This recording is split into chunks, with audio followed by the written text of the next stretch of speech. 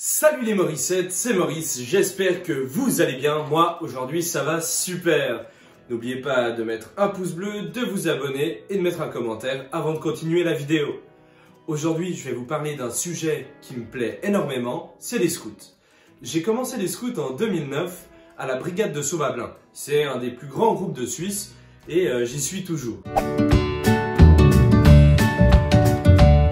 Avant de commencer, dis-moi Maurice, c'est quoi les scouts? Les scouts, c'est un mouvement de jeunes créé par Baden-Powell au début du XXe siècle. C'est un mouvement fait pour les jeunes, par les jeunes.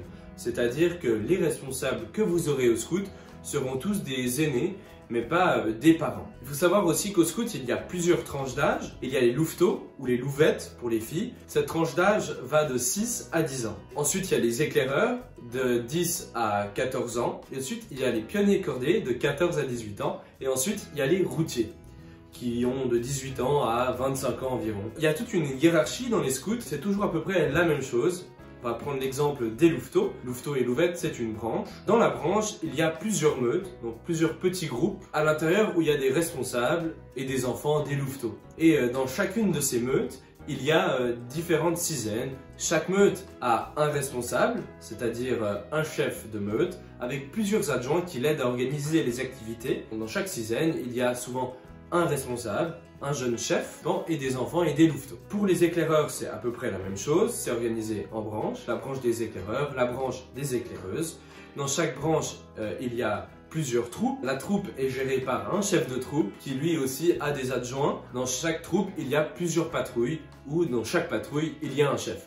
Donc c'est très hiérarchisé, on va dire. Dans chaque branche, il y a un chef de branche. Tout au-dessus, il y a le chef de groupe, nous on l'appelle le commandant. Maintenant, je vais vous parler de mon parcours scout. J'ai commencé les scouts à 11 ans, dans la patrouille des cerfs. C'est plusieurs copains qui m'avaient dit de l'école, viens essayer une fois les scouts. J'ai essayé et limite la semaine suivante, je donnais mon inscription. Donc comme quoi, ça m'avait beaucoup plu. 3-4 mois après mon inscription, j'ai commencé par mon premier camp, un camp de printemps. Et là, j'avais zéro équipement, un vieux sac de marche. Mais j'ai adoré. Même si j'ai souffert durant des heures à marcher avec un sac à dos pas adapté à ma taille, j'ai vraiment super kiffé et c'est pour ça je pense que je suis toujours au scout. J'ai toujours des souvenirs qui me viennent de cette époque quand j'étais éclaireur.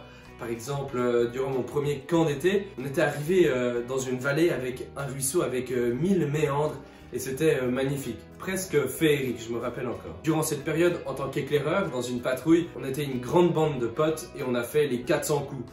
Je sais pas comment on fait nos chefs pour nous supporter, mais on était juste insupportables. Par exemple, on décidait ce qu'on voulait faire durant les séances. Une fois même, on a réussi à faire du feu dans une rivière. Il a commencé à pleuvoir, le feu s'est éteint. Super. Durant cette période, on a dormi durant les camps beaucoup sous bivouac. Et là, je peux vous dire que j'ai vraiment découvert ce que c'était avoir froid. On dormait en portefeuille avec des bâches militaires comme ça, pliés sur soi, et on avait juste méga froid, on était tous serrés, on grelottait tous ensemble. Durant cette période, je me suis aussi fait vraiment des super potes, notamment Anthony, et aussi d'autres un peu plus tard. Il y en a même qui ont fondé une brasserie, et je les ai rejoints. Donc c'est des copains des scouts qui ont fait une brasserie pour faire de la bière. Je vous en parlerai dans une prochaine vidéo. Après les éclaireurs, dans mon groupe scout, on doit faire l'équipe. C'est la formation pour devenir chef. Ça dure un trimestre, de septembre à janvier.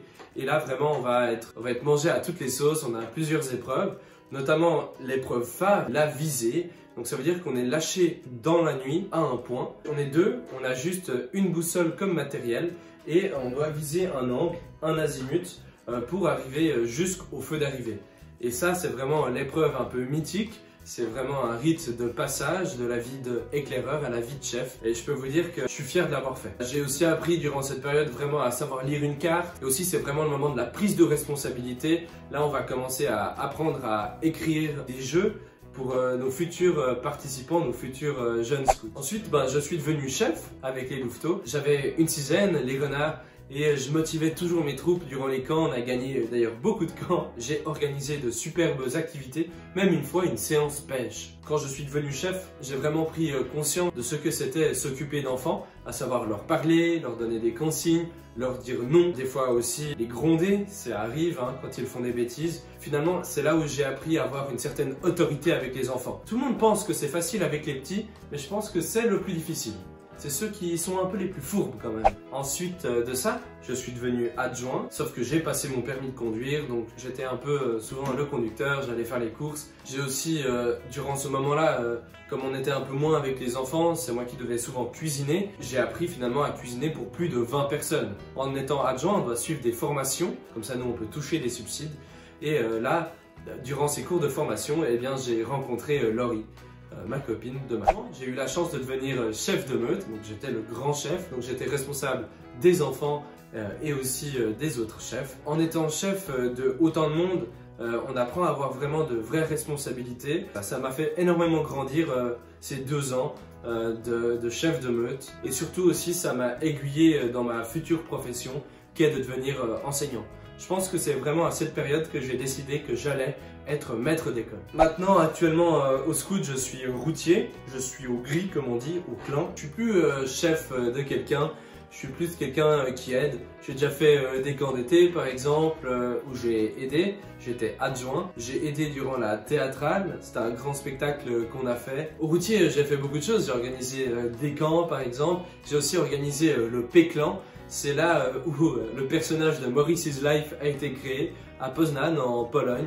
On a fait une course en autostop comme Pékin Express. J'ai aussi dû organiser le première classe. Le première classe, c'est l'épreuve des équipiers. Je vous en parlais juste avant. Normalement, bientôt, je devais être adjoint dans un camp, sauf qu'il a été annulé à cause du corona. D'ailleurs, restez chez vous. Comme je suis redevenu adjoint dans des camps éclaireurs, ça m'a permis de construire des constructions, de faire des tours en bois, etc.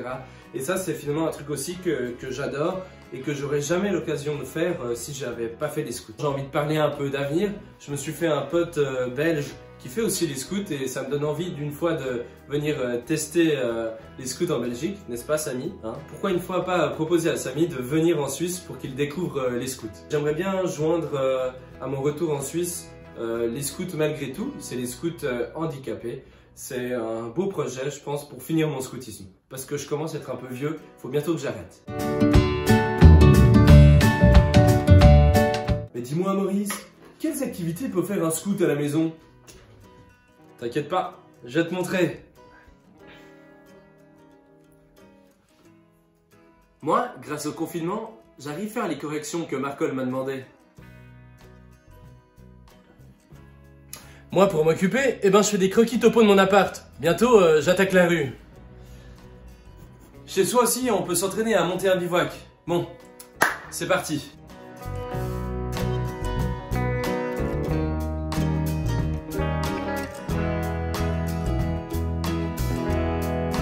Me voilà dans ma cabane. Allez, ce soir, c'est bivouac. Bonne nuit.